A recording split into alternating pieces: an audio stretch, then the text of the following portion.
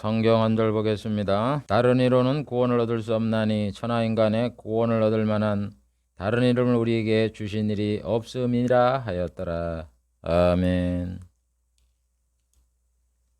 하나님 아버지, 세상에는 종교가 많이 있습니다. 창시자들의 하는 말씀의 내용을 살펴보면 선하게 살고 사랑하고 살며 희생을 하라고 말씀을 하고, 그렇게 살면은 극락에 가고 천국에 간다고 이렇게 말씀을 합니다.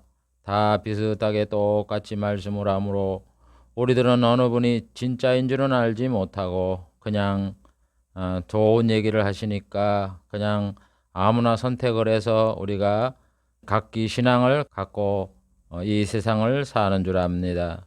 그러나 하나님 아버지, 정말 그분들이 하나님이 아니고 사람이기 때문에 천국을 주고 지옥을 주고 극락을 줄 수 있는 하나님께서 공식적으로 인정한 증표가 없이 그냥 자신들이 교리를 만들어 우리들에게 가르치고 있다는 것을 우리는 압니다.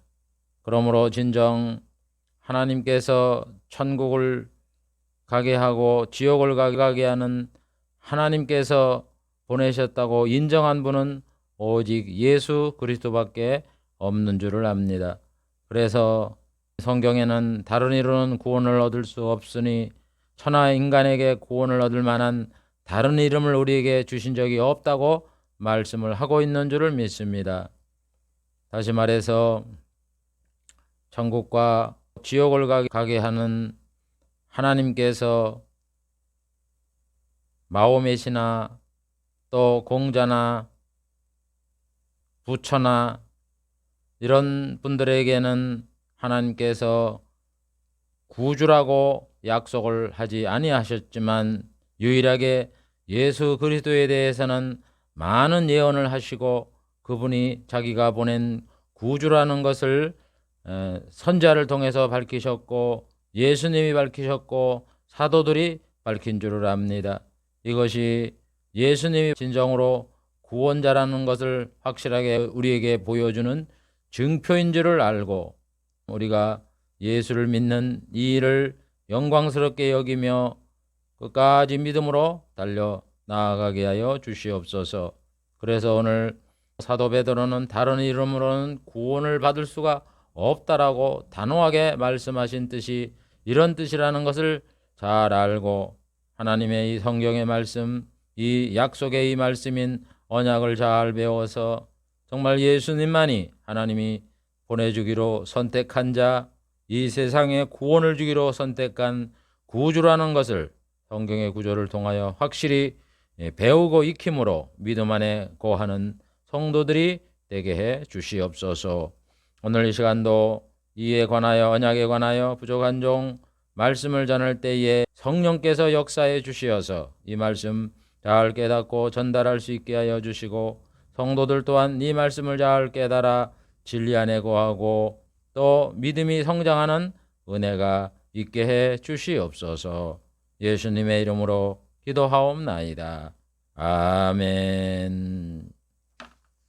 오늘은 복음인 새 언약이다 25번째 시간을 갖기로 하겠습니다. 새 언약의 내용 중에 첫 번째 예수님에 대한 언약과 성취 25번째 시간입니다. 그 다음에 예수님에 대한 언약과 성취 중에 25번째 십자가의 죽음과 그 의미에 대해서 구약시대 하나님이 예언한 것이 어떻게 신약시대에 성취됐는가 하는 것을 살펴보기로 하겠습니다.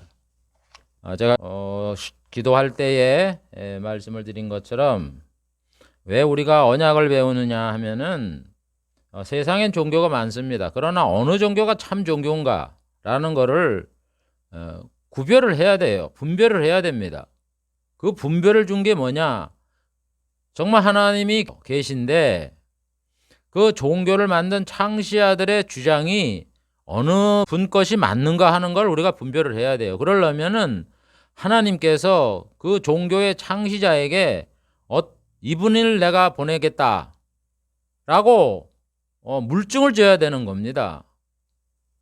그래야 그분의 말을 믿는 거지. 그냥 아무나 와서 뭐 나를 믿으면 뭐 극락에 간다 이렇게 얘기하면 우리가 못 믿잖아요. 믿을 수 있는 근거가 없잖아요. 그래서 하나님께서는 구약 시대에 하나님께서 구주를 보낸다, 자기 아들을 보낸다, 기름 부은 자를 보낸다, 천하 만민에게 복을 줄 분을 보낸다, 이렇게 미리 그 오시는 구주에 대한 언약을 수없이 해놓았던 겁니다. 그래서 또 해놓은 것에서 그치는 게 아니라 그걸 이루었어요. 그것을 우리가 언약과 성취라고 말하는 겁니다. 하나님 말씀으로 약속을 하고 이런 분이 오시겠다고 약속을 하고 또 이런 분이 오셔서 그 일을 이렇게 성취했다고 성경에 기록을 해놓은 거예요. 그래서 그걸 보고서 정말 예수님은 하나님이 보내신 구주이구나 하는 걸 우리가 믿어서 신앙생활 하고 가는 거지, 그런 증거도 없이 무턱대고 그냥 뭐 사랑하라, 선을 행하라, 뭐 천국을 보내준다 이래서 믿는 건 아니거든요. 그걸 누가 믿을 수가 있겠습니까? 그러므로 우리는 객관적인 위치에 놓고서 성경을 보든 뭐 각 종교의 경전을 보든 그런 관점에서 봐야지, 그런 거는 하나도 고려하지도 않고 묻대놓고 그 사람 말이 옳다고. 여러분 요즘 만드는 사이비 종교 지도자들도 그 신흥 종교들도 다 그냥 좋은 얘기 다 해요. 그리고 뒤에 가던 호박씨까지. 그걸 믿어서 어떻게 그런 사람들에게 자기 내중의 영혼까지를 책임지게 합니까? 참 어리석은 짓이죠. 그러므로 하나님께서는 정말 하나님이 준비하고 있는 영생과 이 천국에 들어가게 하려고 그 말씀을 전하는 그 종교의 창시자에게 하나님이 인정을 해주시고 또 그분이 이런 분이다라는 걸 미리 성경을 통해서 언약을 하게 하시고 그 그대로 일을 실천하게 함으로 인해서 이분은 정말 하나님이 보낸 분이구나 하는 거를 믿게 함으로 우리가 이 세상에 살 때 정말 사랑하게 살고 희생하게 살고 또 충성하게 산다 할지라도 자기 자신을 위해 살지 않고 하나님을 위해 살고 남을 위해 산다 할지라도 천국에 가면 보상을 받을 수 있구나, 그런 확신을 주어서 신앙생활하는 게 바로 이 기독교인 거예요. 그래서 기독교를 믿는 거지, 제가 그런 믿을 수 있는 증거가 있기 때문에 기독교를 믿는 것이고 성경을 강의하는 것이고 목사가 되는 것이지,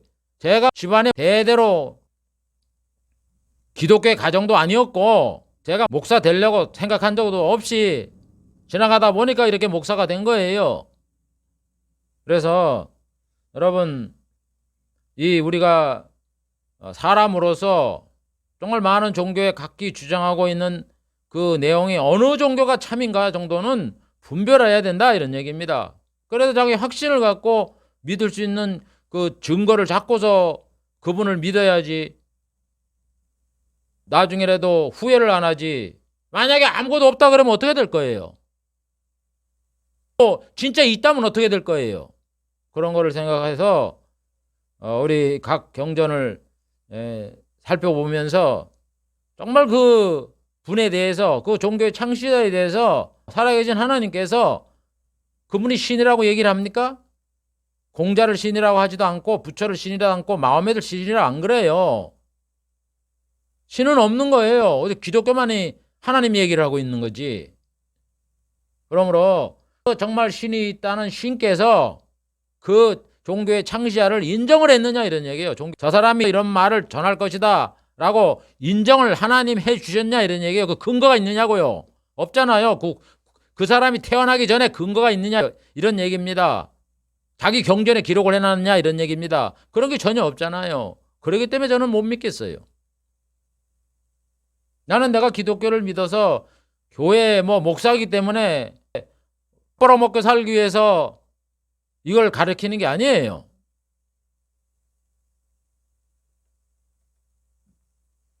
여러분, 이거는 굉장히 중요한 겁니다. 우리의 지금 현재 현생과 내세에 엄청 중요한 겁니다. 내 영혼이 천국과 지옥을 결정하는 아주 심각한 문제예요. 이걸 어떻게 간단하게 분별하는 이 근거도 없이 섣불리 선택을 할 수가 있겠습니까?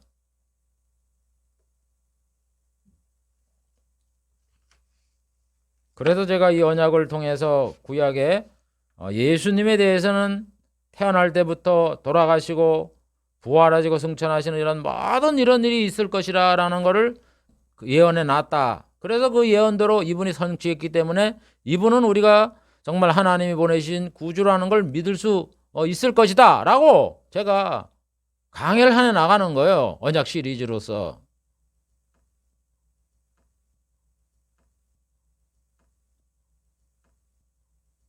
여러분, 제가 이 강의하는 그 취지를 잘 알고 그 틀을 잘 알고 여러분 따라오시다 보면은 정말 정말 이렇게 이런 증거가 있어서 예수가 구주구나 하는 것을 믿을 수 있겠다 하는 걸 여러분들도 아마 느끼시게 될 것입니다. 오늘 25번째 예수님이 십자가에 죽으심이 어떤 의미가 있는 거에 대해서 예수님이 죽으신 다음에 후대의 그 제자들이나 이런 사람들이 말한 게 아니라 예수님 오시기 수백 년, 수천 년 전에 예수님의 죽으심이 이런 의미가 있다라고 미리 예언한 걸 성취가 된 그 예언의 그대로 성취된 내용을 살펴보는 겁니다.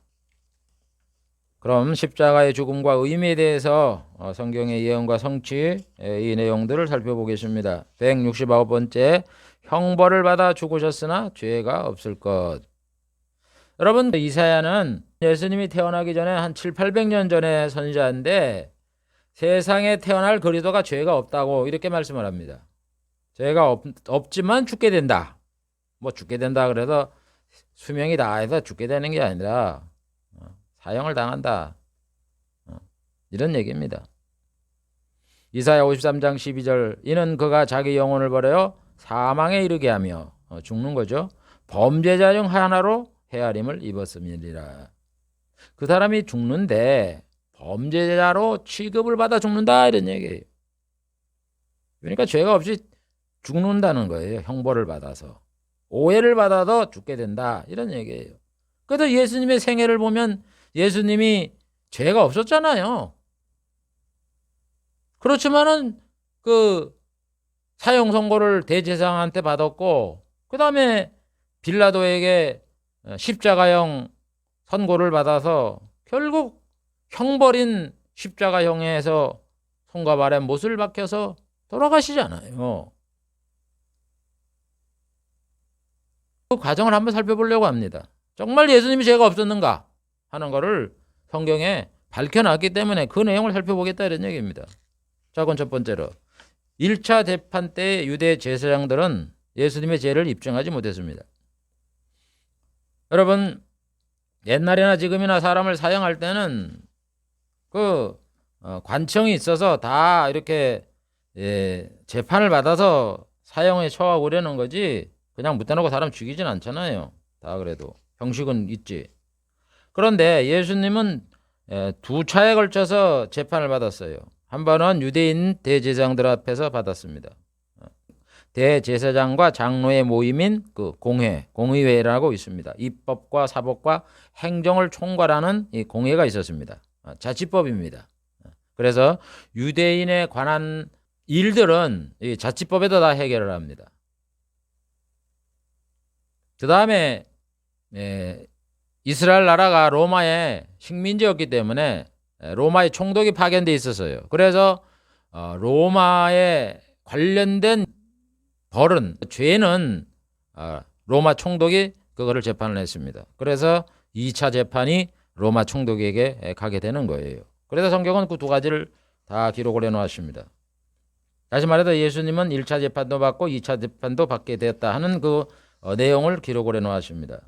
그래서 1차적으로 유대 대제사장들이 예수님을 잡아다가 재판을 하는 거예요. 그래서 마태복음 26장 59절 60절에 대제사장들과 온 공회가 예수님을 죽이려고 그를 칠 거짓 증거를 찾으매 거짓 증인이 많이 왔으나 얻지 못하더라.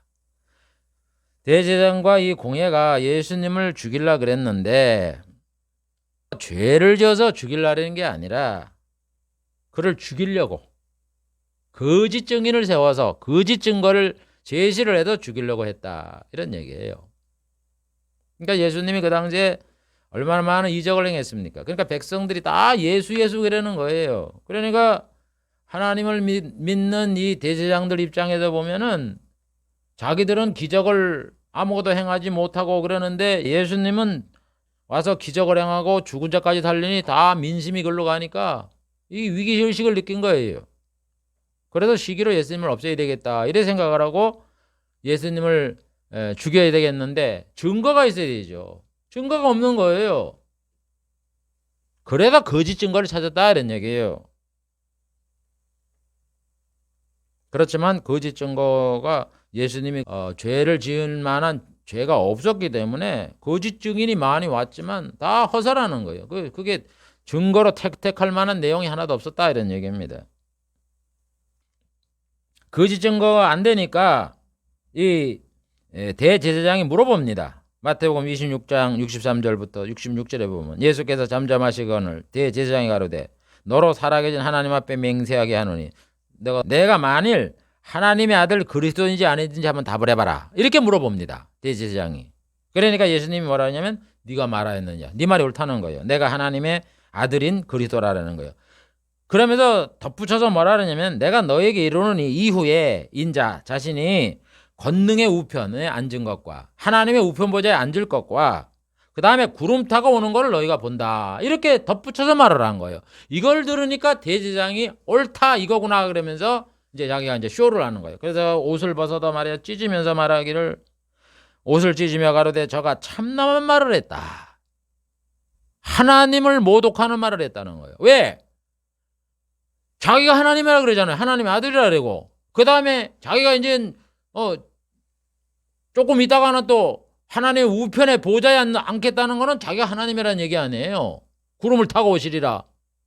그렇게 얘기를 하니까 아니 사람의 몸을 입고 있는 사람이 자칭 하나님이라 그러니까 저건 완전히 하나님을 모독한 신성 모독죄 행하는 그런 자다. 이렇게 이 대제사장이 판단을 한 거예요.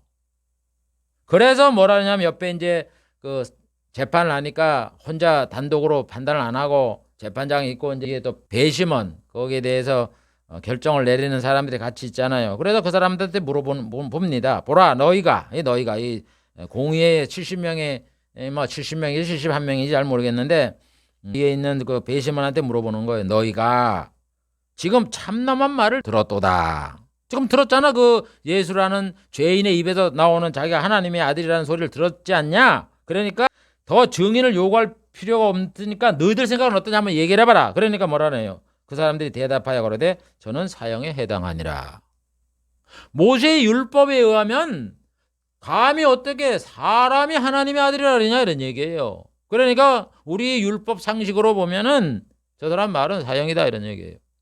그래서 배심원단이 이 만장일치로 예수님이 하나님의 아들이라 그랬다고 예수님을 사형에 처하는 겁니다.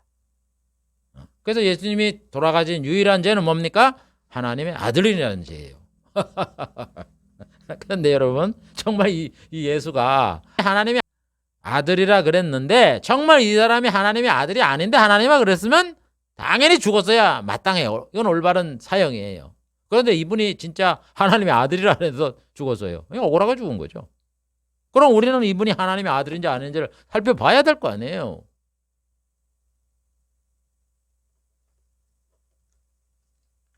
여러분 그래서 성경을 따져보는 거예요. 꼬치꼬치. 여러분 이게 얼마나 중요한 거예요. 아까 얘기했지만 예수님이 정말 하나님의 아들인지 우리의 구주인지 하나님이 보내주신지 꼼꼼하게 살펴보고 결정을 하세요. 천국 지옥 마음대로 결정을 하지 말고. 그래서 베레의 교회는 신사적이라서 성경을 가지고 살펴봤다는 거예요. 그런 거 아니한가? 이게 의심이 아니에요, 여러분. 우리의 믿음을 다지게 하는 그런 그 양식이 되는 거라고.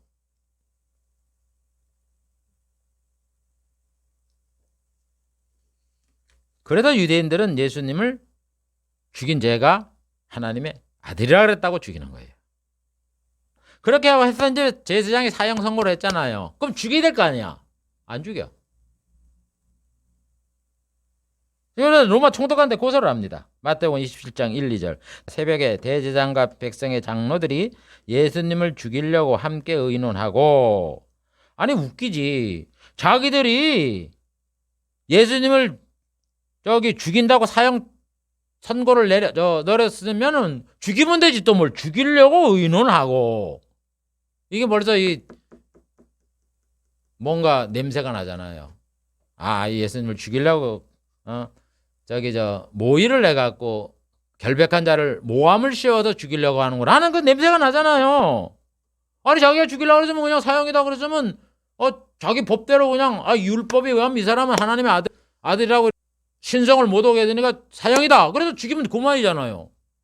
그런데 죽이지를 않고 죽이려고 함께 의논하고, 재판까지 한 사람이 재판이 끝났는데 뭘 죽이려고 의논을 합니까?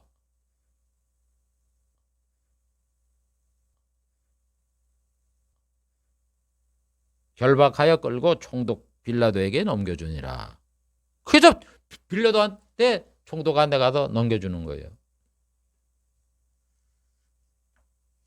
그래서 1차 재판 때 예수님의 죄는 하나님의 아들이었다는 죄. 그래서 예수님이 죄를 입증하지 못했습니다. 두째 재판 때 총독은 예수님이 죄가 없음을 3차례나 유대 백성에게 밝힙니다. 그래서 이제 총독이 대제사장이 고소를 해놓으니까 이 총독이 살펴보니까 죄가 없는 거야. 그래서 빌라도가 3차례에 걸쳐서 이 사람은 죄가 없다고 말을 합니다. 누가복음 23장 4절. 빌라도가 대제사장과 무리에게 이르되 내가 본 이 사람은 죄가 없도다. 자기가 이제 재판을 가지고 기록에 여러 가지를 살펴보니까 이건 무죄라는 거예요. 이게 그 속셈을 알았어요. 그 다음에 두 번째 또 말합니다. 두 번째는 예수님이 총독 가운데 있다 관할이 또 헤로데 관할, 갈릴리가 헤롯을 다스렸거든요. 이 총독은 예루살렘을 다스렸고, 그러니까는 네 고향이 어디냐? 그러니까 나사렛이다. 가버나움이다. 그러니까 그럼 너 관할 그 왕한테 가. 그래서 헤로드한테 보냅니다. 헤롯이 이래 살펴보니까 죄가 없거든. 그러니까 다시 빌라도한테 보내서 갔다 온 다음에 말을 하는 거예요. 두 번째 헤롯에 가신 예수님이 돌아온 후에 신문한 빌라도가 유대인에게 또 말합니다. 누가복음 23장 14절. 너희가 이 사람을 백성을 미혹하는 자라 하여 내게 끌고 왔는데 내가 너희 앞에 사실하였으되 실제로 살펴보니까 너희가 고소하는 일에 대해서 이 사람이 그런 죄를 찾지 못했다. 죄가 없다는 거예요. 그래서 헤롯이 또한 그렇게 하여 저를 우리에게 도로 보내었도다. 헤롯도 그렇게 해서 왔고, 내가 또 다시 살펴보니까 없다는 거예요. 저희 행한 일은 죽일 일이 없느니라. 그래도 내가 때려놓겠다. 너희들 그렇게 하니까 내가 태형, 치는 법을 태형이잖아요. 때려도 놓겠노라. 두 번째 얘기를 합니다. 세 번째는 또 말합니다. 누가복음 23장 22절. 빌라도가 세 번째 말하되 이 사람이 무슨 악한 일을 하였느냐? 나는 그가 죽일 죄를 찾지 못하였나니 때려서 넣으리라. 빌라도는 세 번 말합니다. 죄가 없다고. 그 다음에 세 번째 보면 총독은요, 이 재판에 예수님이 사형 선고할 만한 죄가 없다는 걸 보여주기 위해서, 만약에 사형을 내리면 내가 사형은 내리지만은 이 책임은 나에게 없다라는 거를 이 이스라엘 백성들에게 보여주기 위해서 물을 갖고 오라 그래서 손을 씻습니다. 마태복음 27장 24절. 빌라도가 아무 효염이 없어. 예수님이 죄가 없다라는 걸 3차에 걸쳐 밝혀도 아무 효력이 없으니까 반란을 일으키려는 거예요, 유대인들이. 그래서 물을 가져다 무리 앞에 손을 씻으며 가로되 이 사람의 피해에 대해서, 사형을 하면 죽이잖아. 그 피해에 대해서 나는 무관하다. 내가 사형을 선고를 내리겠지만 그건 너들 죄다 이런 얘기야. 너들이 밀란을 일으키게 하려고, 내가 죄가 없다고 재판장으로서 죄가 없다고 얘기를 하는데 너들은 밀란 일으키려고 더 위협을 해서 나한테 사형 선고 만들었으니까 이 죄는 내 죄가 아니다. 나는 무죄하니 너희가 당하라. 그러니까 백성들이 다 가로되 그 피를 우리와 우리 자손에게 돌릴지어다. 이 겁없는 말을 합니다. 피를 우리에게 돌리고 당신은 사형 선고를 내리세요, 이런 얘기예요. 요거는 이제 조금 이따 얘기할게요.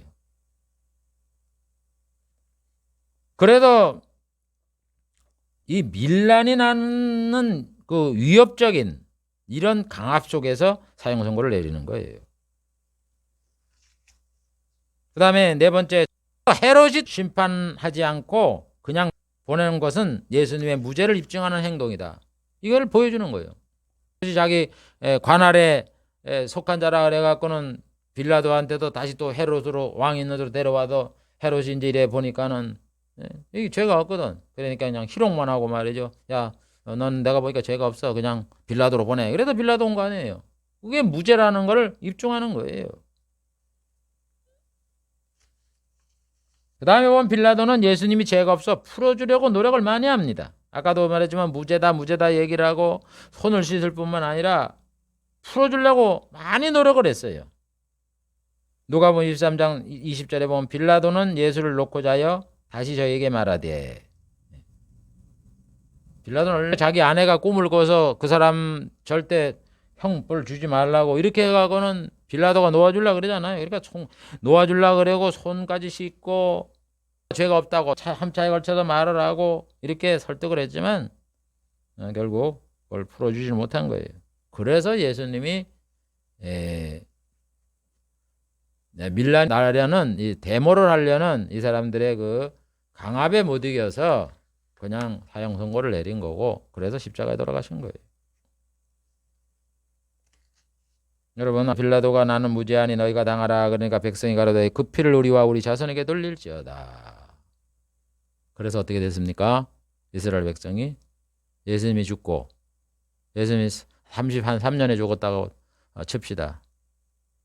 30년 지난 다음에 로마한테 대항을 해서 주 70년 망했죠. 그래서 전쟁에 져서 수많은 사람이 죽고 포로로 잡혀가고, 어쩌다가 뭐 도망을 쳤던가 아니면 벽지에 있던가 이런 사람들은 가나안 땅에 살고 있었지만, 그 다음에 또 이 사람들이 한 60년 정도 지나서 135년경 망하잖아요 또.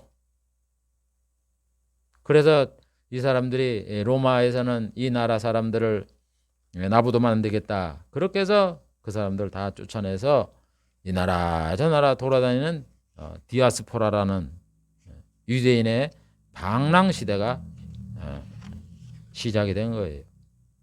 피를 우리와 우리 자손에게 돌릴지어다. 아멘. 여러분, 얼마나 무서운 형벌이 돌아가는 줄을 모르고 함부로 말을 합니까?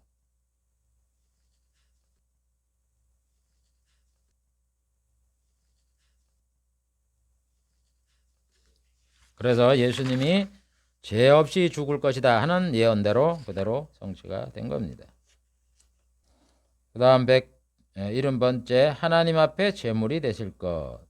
그리스도가 죽으시는데 하나님의 제물이 된다라고 하나님은 이사야에게 예언을 합니다. 이사야 53장 10절, 여호와께서 그로 상함을 받게 하시기를 원하사 그 영혼을 속건제물로 드리기에 이르면 그가 그 시를 보게 된다라고 말을 합니다. 하나님이 예수 그리스도를 상하게 하는 거예요. 상하게 하는데 그 영혼을 속건제물로 드린다. 제물이라는 거는 죽는 거 아니에요. 그래서 예수님의 영혼을 속건제물로 드린다는 건 죽는다는 거예요. 죽는데 그 죽는 죽음의 의미가 제물로 바쳐진다 이런 얘기예요. 제물이 뭡니까?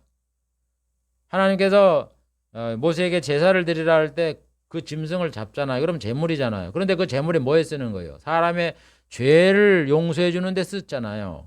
그게 마찬가지다 이런 얘기입니다. 예수님이 죽으시되 그 제물, 예수님의 죽으심을 하나님께서는 제물로 여겨서 그 예수를 믿는 자마다 죄를 용서해 주는 제물의 의미로 쓰겠다 이런 얘기예요.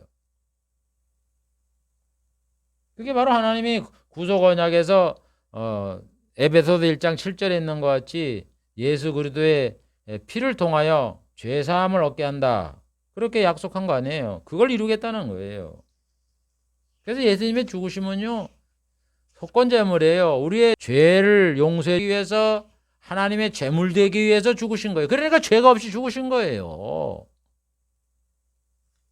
흠이 없는 거잖아요. 제물을 드릴 때는 흠도 없고 병도 없고 깨끗한 걸 드리는 거지, 흠 있고 뭐 비루하고 이런 거 아니잖아요.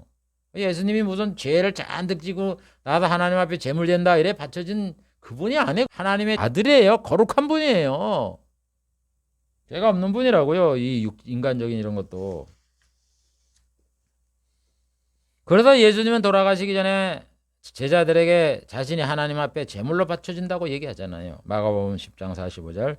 인자에 온 것은 섬김을 받으려 함이 아니라 섬기려 하고 자기 목숨을 많은 사람의 대속물로 주려 함이니라. 여러분, 많은 사람의 대속물로 주기 위해서 예수님이 오셨다고 스스로 밝혀요. 그래서 히브리 저자도 예수님이 자기 몸과 피를 하나님께 드렸다고 말하잖아요. 그리스도께서 장래 좋은 일의 대제사장으로사 오직 자기 피로 영원한 속죄를 이루사 단번에 성소에 들어가셨느니라. 하물며 영원하신 성령으로 말미암아 하나님께 드린 그리스도의 피가 너희 양심으로 죽은 행실에서 깨끗하게 하고 살아계신 하나님을 섬기게 못하겠느냐. 여러분, 예수님이 피를 흘리고 또 죽으신 거는요, 하나님 앞에 제물로서 그렇게 된 거예요. 그게 하나님이 구속 언약부터 장세로부터 우리들에게 예수님이 피 흘림으로 인하여 죽으심으로 인하여 우리에게 죄를 용서해 주겠다는 그걸 이룬 성취가 바로 십자가의 죽음이다, 이런 얘기예요. 그것이 바로 뱀에 의해서 여자의 후손이 발굽질을 상하게 되는 거예요. 이와 같이 그리스도는 하나님 앞에 제물이 된다는 예언대로 예수님은 하나님 앞에 제물이 되어 죽으셨던 겁니다. 그 다음 171번째 대속의 죽음. 대속의 죽음이라는 것은 예수님이 죽으셨는데 그 죽음이라는 의미가 대속, 대신 죽었다, 이런 얘기예요. 남이 죽을 것을 자기가 죽어서 그 사람이 안 죽게 하는 대속의 죽음이다 하는 것을 우리에게 가르쳐 줍니다. 그래서 이사야는 예수님이 인간의 죄를 짊어지시고 죽은 대속의 죽음을 당했다, 이렇게 예언을 하고 있어요. 그래서 예수님이 우리의 질고와 슬픔을 당했다, 이렇게 말합니다. 이사야 53장 4절에 보면 그는 실로 우리의 질고를 지고 우리의 슬픔을 당하였다, 이렇게 말을 하고 있는 거예요. 예수님 자신을 위해서 질고를 지고 슬픔을 당한 게 아니다, 이런 얘기예요. 우리를 위해서 했다는 거. 이게 대속이에요, 대속. 우리 대신하는 거. 그래도 예수님이 다 담당함으로 인해서 우리 인간이 안 당하게 돼. 그게 대속이에요.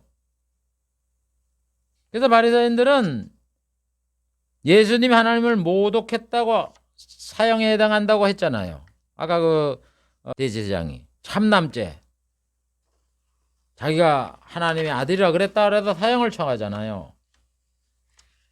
그런데 그 죽으신 것이 바로 우리들의 질고와 슬픔을 대신 당하기 위해서, 우리에게 질고와 슬픔이 없는 세상을 주기 위해서 예수님이 죽으신 거예요. 그래서 예수님이 죽으심으로 우리가 예수를 믿게 되면은 이 세상에서는 안 그렇지만 천국이 건설되게 되면 우리는 질고 모든 병에서 노임을 받게 되고 슬픔에서 평안으로 가는 복락의 시대에 우리가 참석해서 이걸 누리게 되잖아요. 그래서 예수님이 대속의 죽음인 거예요. 그 다음에는 예수님은 우리의 허물과 죄로 인하여 상하고 찔렸다, 이렇게 이사야는 말합니다. 이사야 53장 5절. 그의 찔림은 우리의 허물을 인하며 그의 상함은 우리의 죄악을 인함이라. 그가 징계를 받음으로 우리가 평화를 누리고 채찍에 맞음으로 나음을 입어도다. 이게 대속이에요. 예수님이 가시에 찔리고 창에 찔리고 수족에 찔린 거, 이거 우리의 허물이에요. 우리 허물, 우리의 죄라고요. 그가 하나님의 징계를 받아도 우리는 평안을 누리고 그가 채찍에 맞음으로 우리가 나음을 입었다. 그게 나 때문에 그러는 거예요. 나 때문에, 우리 개인의 나 때문에. 이걸 믿는 게 기독교예요. 이걸 믿어야 신앙인이 시작되는 거예요. 이거 안 믿으면요, 교회 백날 첫날 나와야 아무 의미 없어요. 뭐 장로가 된 목사가 된 아무 필요 없어요. 다 가라지에 가라지. 이게 정말 마음이 와닿아야 돼요. 예수님 왜 죽으셨습니까? 법을 전공한 분들 성경을 갖다 한번 살펴보세요. 예수님 어떻게 죽었나면 죄값을 살펴보라고. 제목을. 죄가 없죠. 정말 이 사람 하나님의 아들이라 그랬으니까 죄가 있다면 정말 하나님의 아들인지 아닌지 그걸 입증을 해보세요. 근데 어떻게 입증합니까? 하나님하고 가도 물어봐야지. 물어보실 수 있어요? 그래서 하나님의 아들인 걸 믿을 수 있는 증거를 주는 거예요. 그래서 베드로는 예수님이 우리의 죄 때문에 죽었다 이렇게 말하는 거예요. 베드로전서 2장 24절. 친히 나무에 달려 우리 죄를 담당하셨으니, 나무에 달려 십자가에 달린 거 아니에요. 이는 우리로 죄에 대하여 죽고 의에 대하여 살게 하려 하심이니라. 예수님을 믿으면 그 믿음으로 인하여 살게 되잖아요. 죄에 대해서 죽고 의에 대해서 살게 하려 하십니다.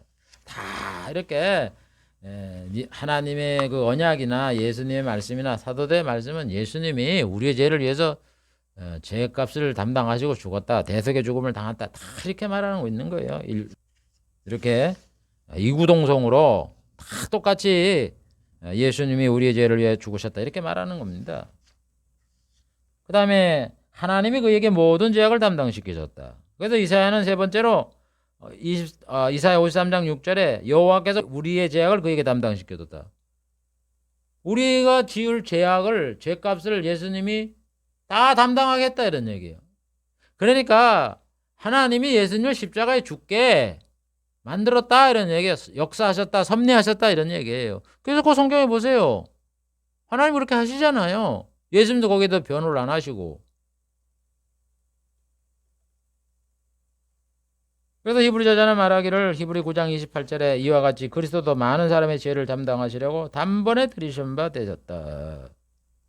많은 사람의 죄를 담당하려고 그걸 아시고 내가 온 거는, 인자가 온 거는 대성물이 되려고 왔다 이렇게 말씀까지 다 하시면서 결국 그 재판을 받을 때도 변호를 하지 않고 그냥 자기 자신이 하나님의 아들이라는 그 말을 하는 거예요. 그러니까 그거를 쉬게 하는 그 대제사장이 결정을 내려서 사형 선고를 받고 돌아가시는 거예요.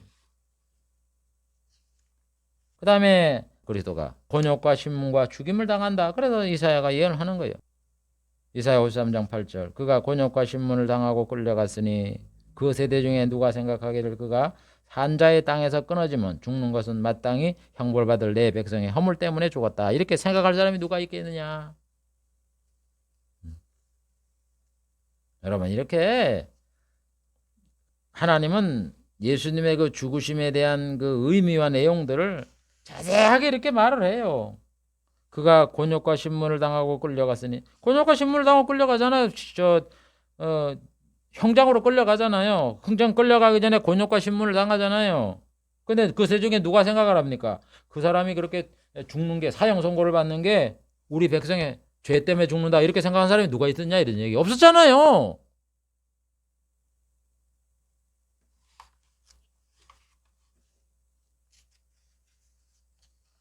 다섯 번째, 예수님이 자신의 한 일에 만족하시고. 그런데요, 그 당사자인 예수님은 어떻게 생각을 했느냐? 자신의 한 일에 만족할 것이다 라고 이사야는 예언을 합니다. 이사야 53장 11절. 가라사대 그가 자기 영혼에 수고하는 것을 보고 만족히 여기실 것이라. 예수님은요, 당사자이신 우리 인류의 죄를 지고 가신 예수님은요, 내가 이렇게 아무 죄도 없이 십자가에 못 박혀 돌아가신 이 일에 대해, 이 한 일에 대해서 나는 만족할 것이다. 이렇게 하나님은 이사야를 통해서 예언을 했어요. 그런데 그것이 실제 예수님이 한 말씀을 보면은 나와요. 요한복음 19장 30절. 예수께서 신 포도주를 받으신 후 가라사대 다 이루었다 하시고 머리를 숙이시고 영원히 돌아가시느니라. 예수님은요, 마지막에 이제 십자가에 달렸어요. 그 다음에 목마르다 그러니까 신포도 주니까 약간 맛보고 마시지 않고 난 다음에 뭔 말씀을 하시냐. 다 이루었다 이러고 돌아가셨어요. 다 이루었다는 게 뭡니까? 실패했다는 거예요? 여러분, 실패한 사람이 다 이루었다 그래요? 아, 이거 뭐 어디 들었다 이러지? 다 이루었다는 건 뭐예요? 아, 내가 하나님의 주신 이 죽음의 이 제물이 되는 이 역할을 다 했다. 그거 아니에요. 그게 만족해서 하시는 거죠. 내가 힘들고 정말 십자가에 달리는 이 엄청난 고난까지 내가 잘 참았는데 이거에서 다 이루었다. 이제 끝이다. 이게 얼마나 자기 자신을 만족하는 말씀을 표현하는 이 말씀입니까? 그래서 예수님은요, 대속, 다른 사람들의 죄를 위하여 죽으시는 이 일에 대하여 만족하시면서 그 일을 하신 거예요. 힘들고 어렵지만. 다음 6번째, 예수님은 사람들의 죄를 대신 지셨다. 이렇게 말합니다. 이사야 53장 12절. 그러나 실상은 그가 많은 사람의 죄를 지며 그가 자기 영혼을 버려 사망에 이르게 되고 범죄자 중 하나로 헤아림을 입었지만 그가 많은 사람의 죄를 지었다.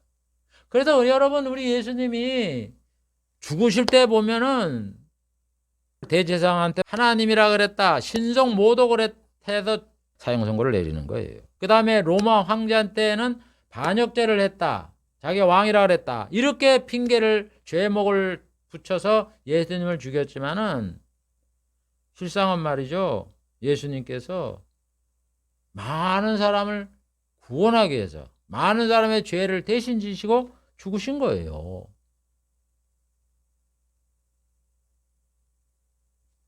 그래서 예수님의 죽으심은 대속적인 죽음이에요. 그러다 세례요한은 예수님을 보고 뭐라 합니까? 요한복음 1장 29절. 요한이 예수께서 자기의 나오심을 보고 가로되 보라, 세상 죄를 지고 가는 하나님의 어린 양이로다. 보세요, 예수님을 세상 죄를 지고 가는 하나님의 어린 양이라 그러는 거예요. 아까 예수님이 왜 목적이 뭐라 그랬어요? 내가 인자가 온 거는 자기 목숨을 많은 사람의 대성물로 주려 함이니라. 부활한 후 사도 베드로는 뭐라 그럽니까? 예수님을 베드로전서 2장 24절. 신이 나무에 달려 그 몸으로 우리 죄를 담당하셨으니 이는 우리로 죄에 대하여 죽고 의에 대하여 살게 하려 하심이니라. 사도 바울도 말하기를 너희의 허물과 죄로 죽었던 너희를 살리셨도다. 하나님이 살렸다는 거예요. 예수님이 살렸다는 거예요. 이와 같이 예수님이나 사도들이나 또 구약시대의 선지자들은 예수님이 죽으셨는데 우리 대신 우리의 죄를 용서해 주기 위하여 죽으신 대속적인 죽음을 당했다. 이렇게 이구동성으로 한 말씀으로 똑같은 말씀을 하고 있다는 것을 우리는 잘 기억을 해야 될 겁니다. 그래서 예수님이 죽으신 거예요. 틀림없는 사실이죠. 시간이 되었기 때문에 십자가의 죽음의 의미에 대해서는 여기까지 하겠습니다. 예수님의 죽으심은 형벌을 받아 죽었지만 죄가 없었다. 그 다음에 예수님의 죽음은 하나님 앞에 죄물이었다. 인간의 죄를 용서하기엔 죄물이었다. 그래서 예수님의 죽음은 우리를 위해서 하나님의 백성, 하나님을 믿는 자의 백성을 위해 죽는 대속의 죽음이었다 하는 것을 살펴보았습니다. 그래서 살펴본 내용이 예수님이 죽으신 다음에 그 후에 후대 이런 사도들이나 이런 사람들이 예수님이 죽으면 이런 거다라고 이렇게 말을 한 걸 가리키는 게 아니라 예수님이 태어나시기도 전에 죽으시는 게 아니라 태어나시기 수백 년, 수천 년 전부터 예수님이 죽음이 이런 의미가 있다라는 것을 미리 밝히고 그대로 예수님이 실천을 하면서 죽으신 거예요. 그렇기 때문에 우리가 예수님을 구주로 믿는 거고 하나님이 우리에게 구원을 주신다는 걸 믿는 거예요. 이게 다른 거하고 다른 거예요. 이게 바로 기독교를 믿게 하고 신뢰하는 거지. 여러분 어느 종교의 그 창시자한테 하나님이 그분을 인정을 해주며 태어나기 전에 수백 년 전에 야 내가 이런 사람을 보내 이 사람이 이런 말을 할 것이다, 이렇게 죽을 것이다, 뭐 이런 말을 할 것이다라고 인정해주고 증거해준 게 뭐가 있어요? 누가 있어요? 어느 분한테 그렇게 얘기를 했어요? 어느 경전에 그 얘기가 나옵니까? 없잖아요. 겨우 얘기해봐야 살아있을 때 계시를 받았다. 살아서 계시를 받는 것도 귀하지만은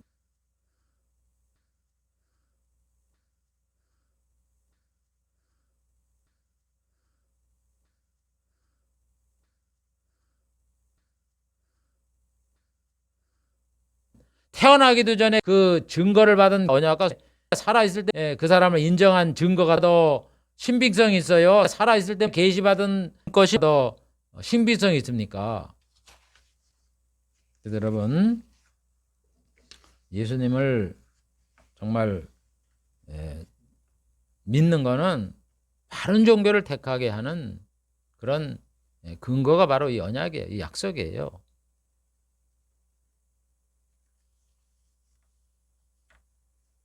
이 약속대로 이루어졌으니 저분은 정말 믿을 수 있구나. 하나님이 보낸 분이구나. 정말 하나님이 계시구나. 왜? 성취를 하셨으니까 하나님이 계신 걸 믿는 거예요. 그렇게 해서 우리의 신앙의 뿌리를 깊이 내리는 거예요. 그렇게 되므로 우리가 이 기독교에 대한 확신을 갖게 되는 거고, 그것이 주님을 위하여 충성하고 헌신하는 것이 내가 천국에서 보상을 받겠구나 하는 그 마음이 생기기 때문에 충성하고 헌신하는 거지, 어떻게 저 세상에도 보상을 안 받는데 이 세상에도 헌신하고 충성하고 남을 위해 삽니까? 이 세상 혼자 살기도 바빠 죽겠는데. 기도하겠습니다. 하나님 아버지, 오늘은 예수님이 하나님이 보내신 구주라는 것을 믿게 하는 증거로서 예수님이 왜 죽으셨는가라는 그 문제를 살펴보았습니다. 하나님 아버지, 이와 같이 하나님께서는 예수님의 죽으심이 어떤 의미가 있다라는 것을 예언하시고, 예수님이 죽으시면 어떻게 죽을 것인가를 얘기를 하시고, 또 죽으실 때 십자가상에는 어떤 일이 일어나고 또 십자가 밑에서는 어떤 일이 일어나는 것을 쭉 설명을 하시고 미리 예언을 하시고, 그 예언의 말씀대로 성취되게 하여 주시고, 그거를 성경에 기록되게 함으로 우리가 예수님을 하나님이 보낸 구주로 믿고, 또한 하나님의 말씀에 그대로 이 땅에 이루어질 줄을 믿는 믿음을 갖게 되는 줄을 믿습니다. 아버지, 이 놀라운 진리를 우리에게 깨닫게 하시고 듣게 하여 주시오니 감사를 드리옵나이다. 이 말씀을 끝까지 지켜서 다 하나님의 나라에 들어가는, 이 땅에 예수님 오실 때 그 앞에서는 이런 구원받는 알곡이 될 수 있도록 은혜를 내리워 주시옵소서. 예수님의 이름으로 기도하옵나이다. 아멘.